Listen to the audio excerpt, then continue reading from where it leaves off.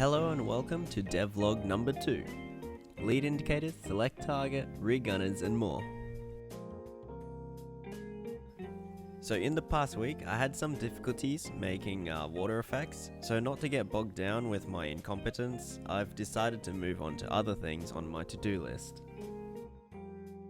For starters, I got some water, did some snooping around and decided to use a light water texture and shader from the Unity Standard Assets 2017, as I found it to be very light compared to other water assets I have.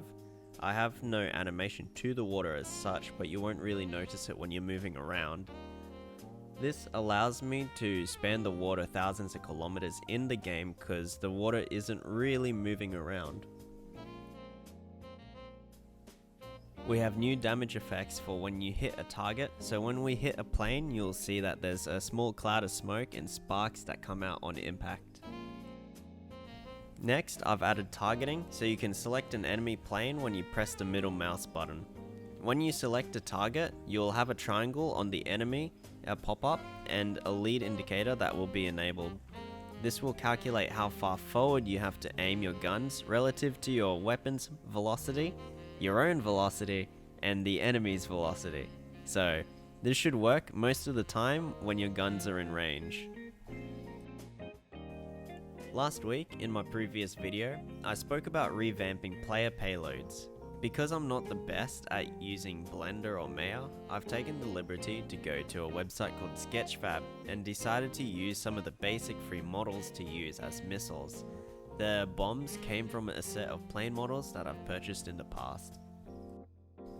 I've also finished up on fixing some issues that I had with the enemy AI last week, where they would constantly shoot every weapon that they had equipped, no matter where they were aiming, and I've added rear gunners to the Junkers 88 aircraft that you see flying in front of me.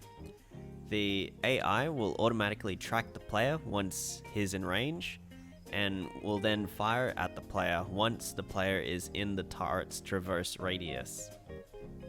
This is so far what I've got for the week, and hopefully by the next video I'll have those water effects and have them working like a charm.